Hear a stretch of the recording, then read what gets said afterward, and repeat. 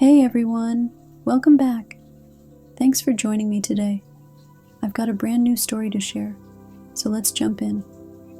My girlfriend Sarah and I have been together for 5 years, and I was planning something big to celebrate our anniversary. I'd been planning this vacation for months, something special, just the two of us. We decided on Colorado for some skiing, snowboarding, and other winter activities. I had it all figured out, and honestly, I couldn't wait. I was planning to propose to her at the end of the trip. It was supposed to be our moment, but just 5 days before the trip, Sarah dropped a bombshell on me. She invited 2 of her friends to join us. I was upset, to say the least. I'd planned this trip for us, just the 2 of us, but now it was turning into a group vacation. I tried to tell her how important this time was for me, but she insisted that her friends had already made plans, and they wouldn't back out. I didn't want to be difficult, so I agreed. I thought maybe we could adjust, and I'd still be able to propose to her in private somehow, but things didn't go as planned.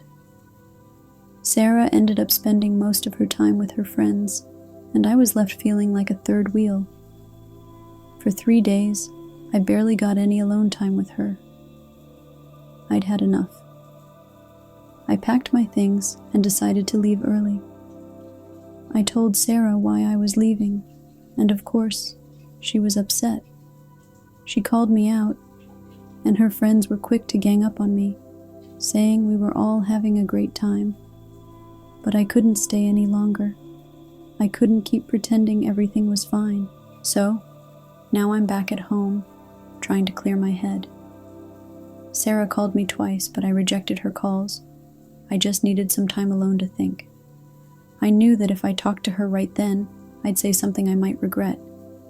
I wanted to be calm when we talked. I had a whole lot to say, but it could wait until she got home. When Sarah finally came home, I knew we had to talk.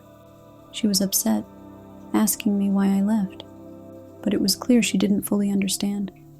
I asked her how she thought the trip went, and she said it was memorable, but she seemed to miss the point. I explained to her that I felt like a third wheel. The whole point of the trip was for us to have special time together, and instead, I spent it being ignored while she hung out with her friends. Then I hit her with the bombshell. I told her that I had planned to propose. She had no idea. I explained that I'd been planning to ask her, but with her friends there, it would have ruined the surprise.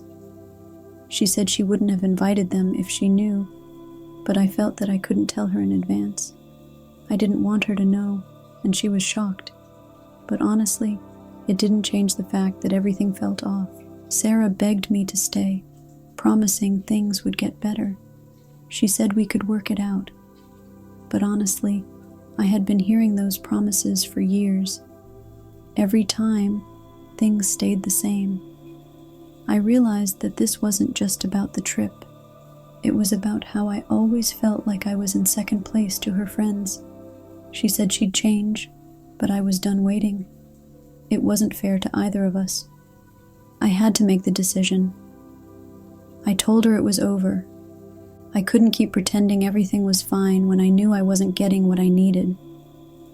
It was clear to me that there wasn't enough space in her heart for both me and her friends. I gathered my things, grabbed my passport, and packed what I needed. I told Sarah I couldn't do this anymore, and left her in the house. I needed to go to be away from all the chaos and figure out what I really wanted. I stayed with my best friend for a while. It helped to have someone who understood what I was going through.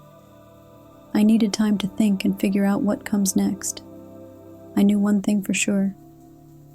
I deserved better. It wasn't about being alone.